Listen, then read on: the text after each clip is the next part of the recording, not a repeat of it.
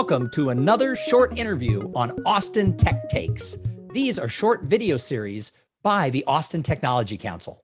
My name is Thom Singer, and today I'm joined by Becky Taylor, who has been part of the Austin technology ecosystem for a long time. Hey, Becky, thanks for being here. Oh, Thom, thank you for inviting me. So you've been in Austin for over 30 years. What was the Austin tech scene like when you got here? So there were a handful of very large employers, companies like Motorola, IBM, Texas Instruments, large organizations like the University of Texas, and of course the state government of the state of Texas. And you typically, if you ran into somebody, at the grocery store, they worked for one of those organizations, and they were great. There were a handful of startups. Handful, I do mean handful. Well, and you were very active early on in the Austin Technology Council, back when it was called the Austin Software Council. And there was only about 25 people who came together to start the organization. What was that like?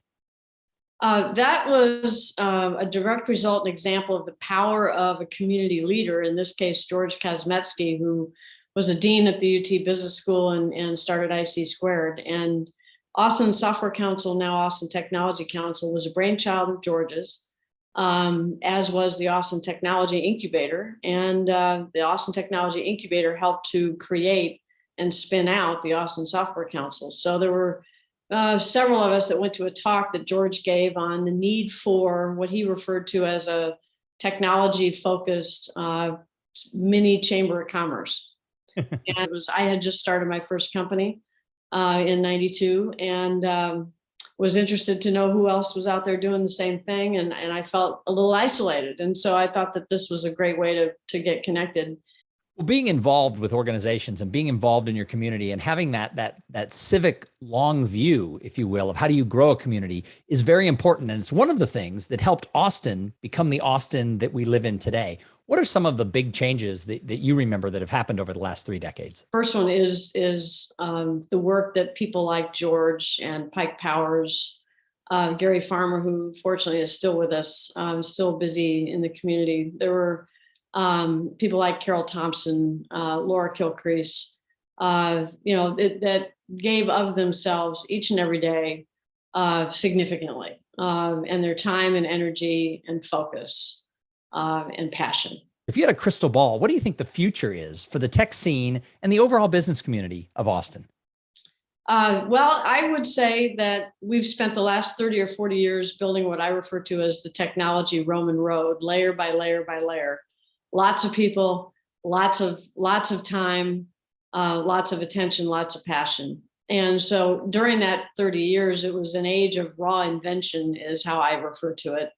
Now we are transitioning into what I refer to as the age of rapid adaptation. And what that means is that there's a lot of applications and use cases that are leveraging this immense infrastructure of technology that we have all built over the last 30 years. And so I think the biggest impacts and the biggest fortunes to be made are going to be in new areas, maybe sparked, I think, in part by Dell Medical School, and the arrival of all that expertise, I think is going to really help craft and shape a nice, large biotech focus for Austin that we have not seen before.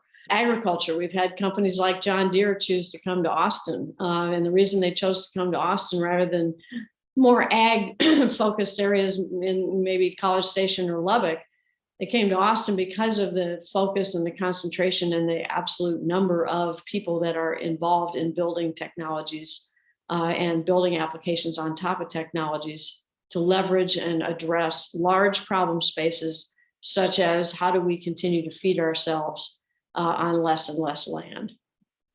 So you mentioned some of the community leaders who helped spark this growth of Austin over the many decades. George Kozmetsky, Pike Powers, Gary Farmer, Carol Thompson, Laura Kilcrease, and the list goes on. One of the things we're trying to do at the Austin Technology Council is find those civic-minded leaders of today who want to take us down the path of the next 30 years. How do we identify them? How do we find them? Well, we need to be out and about, because I'm a huge believer in serendipity. And you got to create the conditions for serendipity to happen. One of the biggest ones of those conditions is humans being in the same space, having conversations with one another on a wide range of topics that you cannot predict. And so now that the pandemic is kind of a little more manageable, I think one of the major benefits of that is going to be people being able to re-engage face to face. I borrow a lot of what I believe from my mother. She could have a conversation with anybody.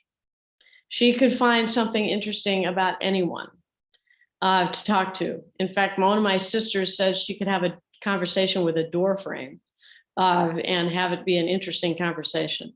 And so we lost her a couple of years ago. So I've been thinking about that a lot. And so your question kind of lands pretty close to home. Well, thank you for sharing. And your mom did a great job because obviously she raised a great daughter. Thanks for being here on Thank you. Austin Tech Takes. All right.